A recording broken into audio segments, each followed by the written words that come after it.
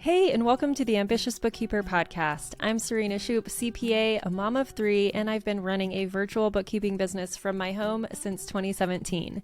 You are in the right place if you are a bookkeeper, accountant, or an accounting student, and you believe and know in your heart that your purpose is bigger than sitting in a cubicle. If you're ready to learn some actionable tips and strategies for starting and growing your accounting business, then I hope you stick around.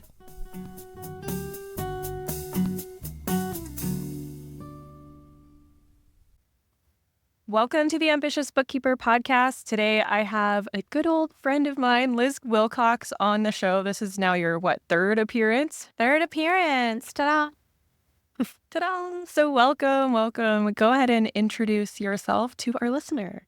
Yeah. Hey, friends. When you listen to amazing podcasts like this one, and there's some crazy lady yelling at you about email marketing and saying, for every $1 you spend with email, you can get 40 in return. Now go, go, go, go, go.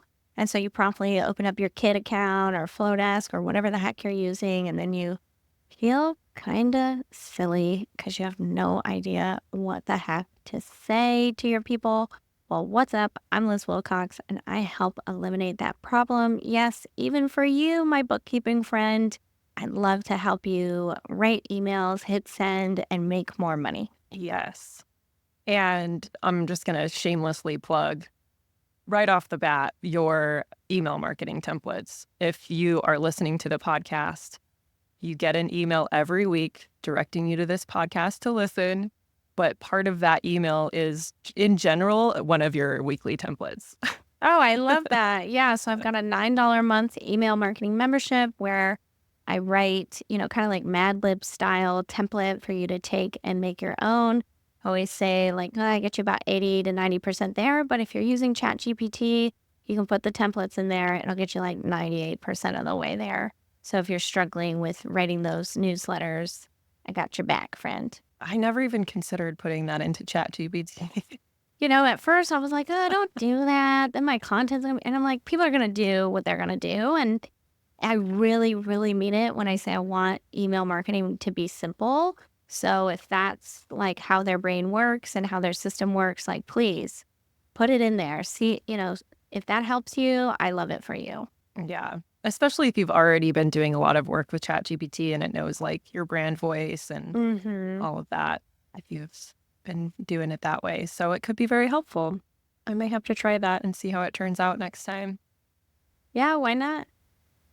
So before we hit record, we were trying to figure out what to chat about. If you've been a longtime listener of the podcast, you may have heard the very first time Liz was on the podcast, but that was when I first started it. So we decided to kind of roll back to some of the foundations and talk about building an email list, because I know so many of you, this came up, I don't know if it was in my group, but someone was talking about what should they do for a Black Friday special and how do they talk about it and get it out there.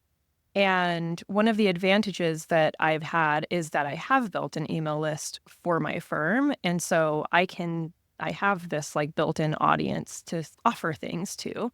And so it got me thinking, not everybody's there. So how do we get them there? So let's chat about starting an email list. Yeah. So the number one thing I want you to know about growing your email list, and I love that Serena just said this, is you have to pause that short-term pleasure for long-term gratification, right? We're going to talk about growing your email list and a couple of foundations today, but it's going to take a minute. And luckily, we've got a whole another year until Black Friday, right? So I hope that, whenever you're listening to this, you can, spend the next 6-12 months really growing that email list, nurturing the relationship, so that, the next time Black Friday does come up, like she just said, you can just, oh yeah, I've already got this list. I can blast out, here's some credit, sign up early for XYZ, whatever Black Friday offer you've got. So the first thing I want you to know about list building is that number one, list building is a money-making activity. It might seem like, oh, this slow thing. But when you can change your mind around, oh, it's just this other thing everybody's telling me to do, when you can change it from that to, oh, this is a money-making activity. This is essential to my business. And really, it isn't even about getting to the highest number possible. It's about finding the right people. Then you can sort of breathe the sigh of relief and say, okay, yep, I'm going to go all in with email marketing. So when it comes to starting your email list, I really recommend having a lead magnet, something that incentivizes. They used to call it an ethical bribe, right? Like, I give you this, you give me your email address, right? So making sure you have some sort of lead magnet that's for your people. So depending on what kind of bookkeeper you are, what kind of firm you're trying to build, will depend on the lead magnet, because you might be talking to different customers than someone else. Maybe you want to work with nonprofits. So what kind of lead magnet can you create for them? Maybe you want to work with companies that, care about the environment. Maybe you want to work with online service businesses, right? Who is that audience? And I like to think, what is your vision for them, right? My vision for people is you make money with email marketing, right? If we're walking across Liz Wilcox University, that's the degree I'm handing you. So think about, your university. What degree are you handing your clients? What are you trying to really help? What is the vision there? And then take it all the way back to the first day of class. That is your lead magnet, right? With me, it's email marketing. You make money with email, right? So my first day of class, well, you need a welcome sequence to get started. That's the first thing I want you to learn. That's the first lesson, first day of class. So I know Serena has a lead magnet. I'd love to hear how you get people on your list for your firm. So I have a couple different lead magnets, and that's because they both have different goals, right? Originally, I started with a lead magnet that kind of goes through like a bookkeeping checklist for someone who's going to DIY it. And then like a tech list and all the things are kind of built into that. And then maybe a year or two down the line, I was like, well, wait a second. I'm not trying to attract people doing their own book. I want to attract people who want to just hand it over. So I crafted a different lead magnet that talks about KPIs that they should be tracking. So I still have both available. But yeah, so those are my two different lead magnets. And the way that I get people to them is I drive in my blog posts. I do a monthly blog post, and I try to tie those lead magnets in when it makes sense. And then the other way that I drive people to them is that occasionally I'll share on my social media. I don't do too much with my social media on my firm. That's another way that I do it. But in general, the biggest way that I actually get people on my lead magnet is when they book a call or they fill out an interest form. I have a little like caveat that says we're going to add you to our email list. So that's another way that I do it. So I guess that could also be considered a lead magnet in itself, but I do email them that freebie when they get on the list anyways. So even if it comes from a different avenue, so everyone gets it. It's kind of a complex thing. Now that I'm talking about it, I'm like, this might be very confusing for a lot of people. No, I think it makes sense. So, she's putting it on her website. And then of course, like if people just want to book a call, they're going to be added to the email list as well. So I don't think that's confusing at all. Okay. And let's talk about that. As service providers, we want people to book a call, and it's, normally I recommend, on your homepage, we would need to put this lead magnet, right? And if you go to my website, you'll see I ask you to join my email list 5 times directly on the homepage. I ask you 5 times. Again, if you're like, Serena, I want to get people on a call, there is a balance that you should put on your homepage, right? Because you want to send people to your website, you want them to book a call. But I want you to remember, like, you are not Amazon.com. If I go to Amazon.com, I'm buying something. I know that I'm buying something, right? Most people are going to your website or even mine to just kind of peruse. Oh, I heard of this chick. Let me see what she's about. It's sort of like a billboard, like a soft sales page. So you want to make sure, you're having the book a call buttons. But I would recommend at least once, maybe twice, depending on the length of your page, put that lead magnet, even saying something as direct as, not ready to book a call, but still interested, download this guide or whatever you decide to create. And that way you're still, picking up the maximum amount of eyeballs. because placement on your website is really important. So we just mentioned the home page. Also, put it on your about page, right? Put it on your services page. Again, it could be the very last thing. On my Mhm. website, it says, because I'm very 90s themed, so it says, oops, you did it again. You got to the end of the page and you didn't sign up for my list. So you could do something similar where it's, not ready to book a call or unsure if we're the right fit. Get on my email list or get this guide, so you can see more about what I'm about. Also, Yeah. if you have blog posts like Serena, putting them in there at the top, in the middle, at the bottom, a sidebar on your website is a great place for the lead magnet. Even if you're not active on social media, if you have those accounts set up, making sure the link in the bio goes directly to a landing page or, they know where they can sign up to join your list to learn more. That's really important. Yeah.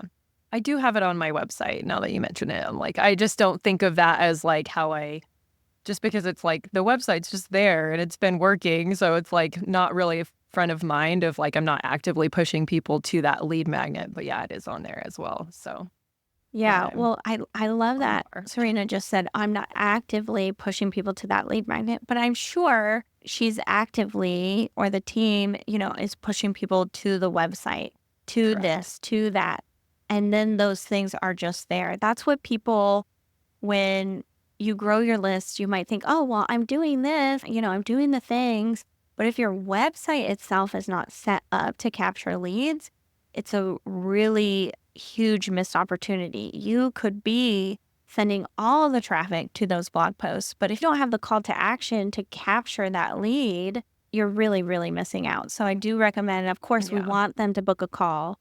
Of course we do. But again, we're not Amazon. Not everyone is going to always book a call. But if we can capture that lead somehow with, who would have thunk, a lead magnet? uh, wow, I just got that, right? If you can capture it with the lead magnet on the page, you're going to see much more list growth faster. So making that sure that your ecosystem is set up. So, in a few minutes, I'm going to tell you, oh, you can get on podcasts, you can network, you can Pinterest, all these ideas. But if your homepage, again, is not set up, it's all for naught. So really recommend, if you've got 20, 30 minutes, even after listening to this episode, go get your laptop out, look at your homepage, look at your about page. Is there just even the smallest thing that says, hey, not ready yet? Join the list where I'll share more about XYZ. I think that'll really help increase your conversions later. Yeah, absolutely. What's one of the things that, I mean, I have an answer for this, but I'm curious to hear your suggestion as a bookkeeper. People might be like, well, like, what am I supposed to email people about? Well, number one, your services, my dear.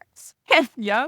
Right? And I'm not saying every email has to be a sales email, but I teach something called the email staircase. You can go back to my first episode. I'm sure we go really hard on that one, and that'll be in the Yeah. show notes for you. But the email staircase is first you got a follower, then a friend, then a customer. And especially when you're a client based business, some people will just be ready to buy, right? Yep. I heard of you through Liz. Liz says you're good. I'm ready to buy. But, some people might need a little bit more nurturing. They want to see the results you've gotten for other clients. They want to see the way you work. They want to, get a feel for your values. Is this person in alignment with me? Especially when it comes to money, right? Like you're going to be literally keeping the books here, right? I don't know. I would consider that a very intimate thing, right? Especially depending on your client. So you want to make sure in the emails, share just a little bit about yourself, give some behind the scenes of the business. Even when you have a win, celebrate with your email list. Oh, I just signed a client and, we're doing this. Of course, get permission from the client, right? If it's confidential, but, you can celebrate those wins. Show that you are invested in the client. If you took a new class, if you've got a new certification, if you just mastered Xero or QuickBooks, tell people that, hey, I just learned this new thing. Just got certified or I got recertified. This is my 8th year in a row, da, da, da, da, da. They want to know that stuff. That's going to help them decide, yep, Liz is for me. Yep, Serena's for me. Yep, Shahara, that is my next bookkeeper, right? Also sharing when you're available. I've got 2 slots coming up, or I have no openings right now, but stay on the list because this and that. Especially if you're a bookkeeper that also deals in taxes, having that list when it comes to tax time. Hey, want to offload this? I have this much available, right?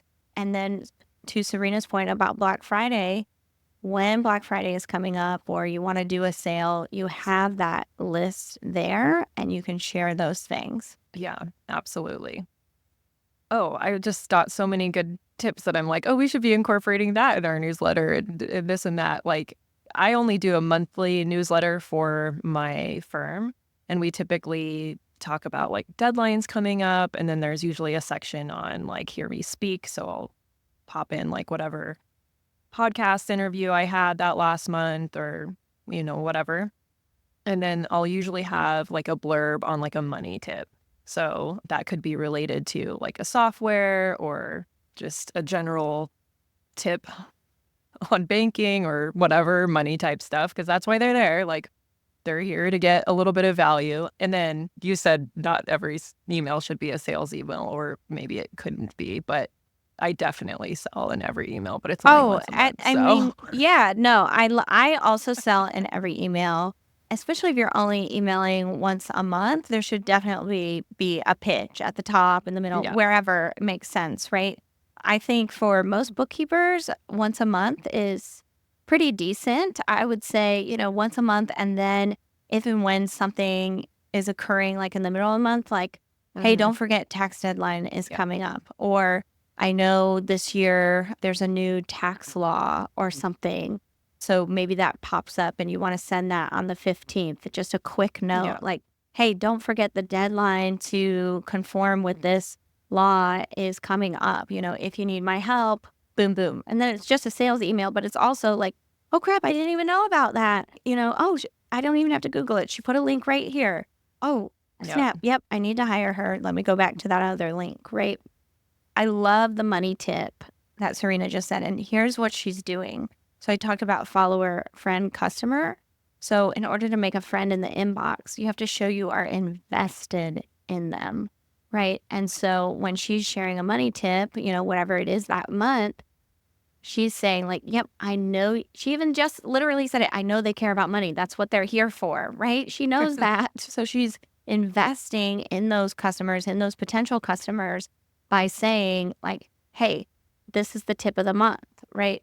And so making sure your customers know that you are invested in them is going to help them invest back into you, aka book that call, get those services. Absolutely. So monthly is okay. Yeah, monthly is okay for bookkeepers. And I find specifically with y'all, you get really tripped up. And normally I do say like once a week is a great baseline. It's a great rule of thumb.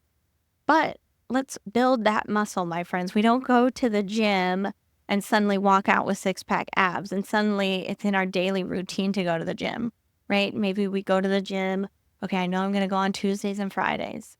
Okay, for a month, we go Tuesday and Fridays, and then we build up, right? So that's the same as what I want you to do with your email list. Just once a month.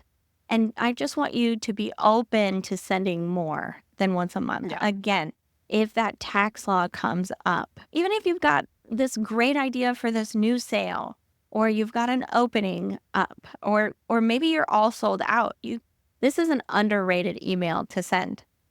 When you're all booked out, sending an email, hey, I just want to let you know, if you're thinking about booking my services, I'm actually all booked out for the next 6 weeks. I'll let you know when a new opening comes up. This is great to show people that you are actually in business, baby. For example, in November 2024, I sent out an email to only certain customers of mine to upgrade to a lifetime deal of my membership. And I said, I'm only selling 100. And then when I sold the 100, sent out an email, hey, there are none left. Sorry. And that got people like, oh, wow, there's none left. I was thinking about it, but, and now they're definitely, oh, well, if you open it again, Liz, holler back, right? So it's a great way. It's a really underrated email to send out when you are actually booked out to let people know. And also, this is great if you do have a referral network where you can say, oh, but I know my buddy over here has an opening for this type of client, right? Oh, yeah, that's a really good point. You never think about doing that. Listen, I love a referral network. Like, I don't take copywriting clients anymore, but people still always ask me. And, I know that if I promote so-and-so, I share so-and-so, they give me 10% back. Or, I know if I give it to this person, that person, they're going to help me out when I'm launching a big sale. Oh, she always gives me a lot of business. I'm going to promote her thing over here. So, and that's a great way to grow your list, right? Is to network. A lot of people think you have to network up, right? Like, oh, well, if only Serena would promote me, then maybe I could be successful. But Serena's been in business for a very long time, right? And maybe you're just starting out. That's a mismatch of, objectives there, right? And so if you can network across, especially when you're trying to list build, when you're trying to grow your clientele. So networking across is, oh, I'm in my first year of business. She's in her first year of business. What can we do together to grow each other's businesses, right? Maybe you're both Yeah. local, so you can just go to chamber meetings together, right? You can share each other's business cards locally, drop yours and hers, right? Or if you're doing online stuff, how can you, oh, let's do an Instagram live together. Serena mentioned I was on the podcast. It had to have been you've been doing this over 2 years now, right? Yeah, I was like, the first time was like 3 years. I think I started in 2020. Okay. Yeah. I knew it had been 2020. a long time, right? Yeah. I wasn't trying to age either one of us, but yeah, it's been a minute. And so, and here we are years later. And when we met, it was like maybe we don't have anything to help each other with, but we were able to find a through line and, now we're working together, right? And so finding those people that are at, the same level of business and what can you do together to grow your businesses, grow your email list. Like, hey, I'll share your freebie, you share mine. Hey, I'll go live with you on your Instagram. Will you come into my Facebook group and go live with me? Those things really, I call them kind of like starter activities for your email list. Yeah. And those are also just really good starter activities to getting comfortable doing those kinds of things. Amen. Well, let's talk about that for a second. I know this stuff is cringy. I know it's hard to put yourself out there. But here is the thing that you got to know about email marketing. Well, really just business. Like, you are your own hype man. No one is going to care more than you about your business. And they shouldn't. It's not theirs. Let this be freeing. And when I say, and I say it with love, I promise, like, nobody cares. Nobody cares. But you have to care. You have to care deeply. You have to care enough to get out of your comfort zone, right? To go out and find those networking partners, to go to the Chamber of Commerce, to go live on Instagram or LinkedIn or wherever the heck your people are, right? You have to care. You are the hype. When it comes to your email list, we talked about building your ecosystem, making sure it's on your social media bios, making sure, your homepage is set up. But look, you can have the most beautiful ecosystem in the whole world, but if nobody knows it's there, nobody's visiting, right? And so you have to be the one to put yourself, your business, your services out there. And yeah, it totally sucks. I'm sorry. Unless you have a lot of money for advertising, like, this just is the way it is. And so when it comes to list building, when it comes to growing your business just in general, I find it's really about awareness, right? Would you agree? Like, the more aware people are of you, the more the business grows. Would you agree? 100%. And I was just, as you were talking about this whole thing, I was like reminded of when I've listened to like several different podcasts that are kind of all connected. by the same people, not like connected with the same people, but you know the ones I'm talking about, where it's like you get someone that goes on interviews on one, and then they're on this other one, and then they're on this other one. It's like, oh, this person is everywhere. This is what you've done, by the way. And it works, obviously. But yeah, it's like when you start to see that same person everywhere, it's like, okay, well, maybe I should start really paying attention to them because they're everywhere. So what do they actually have to say? But that could be anyone. Like, do a podcast interview round, go do a bunch of lives with a bunch of different people in your network, and you'll be the one that's the person that's everywhere. Yeah. So I do this. I've been on, oh my gosh, over 200 podcasts, over 100 like digital summits. And it really, y'all, I call this the Drake method. Okay. I don't talk about this enough. I really don't. So y'all know the rapper Drake. Of course you do, because I stole this idea from him. He was everywhere in like 2019. This man was on every song. He was on every commercial. He had cameos in like little movies. He was on the radio. He was on the TV. He was on the internet. He was everywhere. And I'm not saying, you have to be Drake, right? But if you want any sort of sustainable business, you have to have different touch points, right? People have to hear you on that podcast, especially if you're building online. They have to hear you on that podcast. They have to see you over in that Facebook group. They have to, be able to see you on the email, right? Or emailing at least once a month. You can send that newsletter like Serena was saying, and then, oh, hey, just popping in, I've got an opening, just a quick little email here and there. That's going to really help you, again, stay top of mind, which is really, really important. Because, the first time they see or hear about your email list, maybe they don't join. But the second time, oh, I've heard of her. I've heard of them. Let me check this out, right? So it's something that I find a lot of business owners, especially when we're building online and we see these people that are promising us, $100,000 in 48 hours, join this webinar, just buy this $30 thing and I'm going to show you how to get 100 followers on Instagram in the next 24 hours. Like really, I'm here to keep it real. This is a long-term game. And if you can focus on list building, growing that email list, putting yourself in those places online so that people come back to the website, they come into your ecosystem, it's set up for leads, that's really, how you build that firm foundation and a sustainable business and firm. Yeah, it is a long game. It is, y'all. That's one of the things that I'm constantly telling my students is like, they're like, I'm not getting any clients yet. And I'm like, well, how many Upwork proposals have you submitted? And how many times have you like put yourself out there? Because it's a long game and it's a numbers game. It is a numbers game. Y'all, I've done 6 podcasts this week and it's Tuesday, 10:45 in the morning. And y'all, I have an email list of almost 15,000. What am I doing here? I know that it's a numbers game, right? And y'all, I've been on this podcast 3 times now. I could say, nope, I've talked to Serena all I can talk to her about. They'll discover me. They'll be listening to her episodes. It's fine. But no, I know it's a numbers game. I know Serena in the last 2 years, or I think we recorded maybe a year ago. I know in the last year she's been putting in the work. She's been finding new people and maybe I could connect with some of them, right? And so oh my gosh, it really is a numbers game, y'all. Just keep taking action.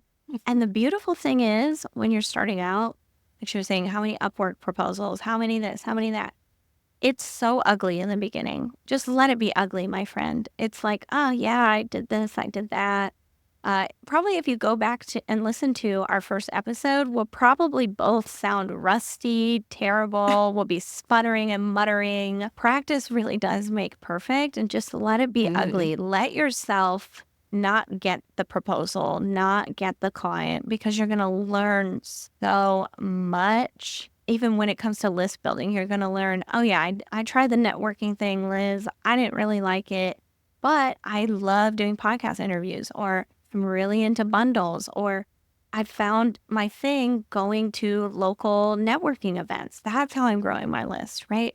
You just have to let yourself kind of do it ugly and then, see what works so you can pretty it up later, so to speak. Yeah, absolutely.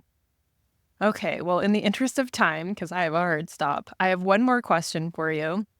It's not email list related, Okay. although you could probably turn it into this. But anyway, as a business owner, and I know you have a bookkeeper, and I've probably asked you this on a previous episode, but what is one or two things that your bookkeeper has done have been the biggest game changer and like solidified that, like, yes, I'm working with the right person? Yeah, I love my bookkeeper. I've worked with her almost 5 years now. And the main thing that keeps me going with her is that she gives a crap about my business. Every time we meet, we go through the numbers, of course, but because she knows my goals and not just my business goals, she knows what I'm trying to do with my life. And that's because as her client, like she works with online businesses, right? She works with those quote unquote solopreneurs, right? So Hmm. the life aspect of it is very important. Because she knows those things, she can help me make better decisions. She can use the numbers to say, well, I know you want this, but the money is reflecting this, or your spending is reflecting that. Like if you still want this over here, maybe knock it off over here, right? Or you are like, for example, this year I bought a house. And so the year before I was saying, yeah, I'm thinking about buying a house. So let's save as much money as possible. Can you tell me when I'm spending past this certain point? Right? Hmm. And every month she would say, oh, the spending's good, or oh, I noticed you bought this and that. Was that necessary? And so she's really like consulting with me, right? And it's great. It's not just here's the numbers, here's a spreadsheet, and then I can even to my own self say, oh yeah, I did need that. It was worth the extra money because ultimately I am the business owner. She never makes me feel Hmm. like, well, I'm doing anything wrong, but she's there to remind me, oh, you said you wanted to do this with the money, you know, we're on track or we're not on track. Here's what I'm noticing with the numbers about that goal. So that's really what I personally love about working with Angelica because she really knows what I want out of life, how I want the business to run. And she can look at the numbers, look at the spreadsheet and say, yep, you're so on track over here. This is great. Month over month, we're improving. Or oh my gosh, Liz, I know buying a house was expensive, but like maybe you don't need that much furniture all at once or whatever. So yeah. Yeah. Well, awesome. And congratulations on buying a house. That's Thank exciting. you. I really, y'all, this is, and I know you have to leave, so I will wrap it up very nicely. Y'all, as bookkeepers, your work is so important. I credit all of my success, my financial success, to hiring a bookkeeper before I made a dollar in my business. I have had businesses before that did not succeed in the way that this business succeeds. Even though I was making many, many sales, I did not have my financial act together. I could not keep my own books, even though I thought I could. When I started with my bookkeeper, I started a whole new bank account, a whole new system, and I've learned so much about the power of money. What you do is so important. My bookkeeper has changed my life. I truly believe if I hadn't hired a bookkeeper, honestly, I'd probably still be married. I'd probably still be broke, and I'd probably still be wondering where my money went. I'm not even Yeah. joking. I firmly believe in the power of bookkeeping, and that includes you listening. So please, I know it's cringy. Please get yourself out there, do it ugly. You're bound to catch something and go from there. And you're going to find a client just like me who loves you to death and would literally die for you. So that's how I just love my bookkeeper so much. And I know there are people out there that will love you too. Thank you so much for having me, Serena. I can't wait to see what everybody does with their email and with their businesses. So exciting. Awesome. Thank you so much. And if someone wants to connect with you, we'll have everything linked in the show notes, but go ahead and tell us where's the best place to Oh, reach yeah, you. of course. I got so wrapped up and I'm enamored. LizWilcox.com, hot pink button. We're going to get you everything you need to get set up with email. We're going to get you a welcome sequence, 3 samples from that membership we pitched earlier, and subject lines for a year full of prompts. LizWilcox.com. Thanks. Awesome. Thank you so much. Thank you to everyone who helps make this podcast possible. Content and interviews are produced by me, Serena Shoup. Our intro and outro music is written and performed by my brother, Ian Gilliam. Editing is also by Ian using his awesome sound engineering skills along with Descript software. Hosting and publishing is by Buzzsprout. And you can check out the show notes for links to all of these amazing resources and resources mentioned in the episode. Be ambitious.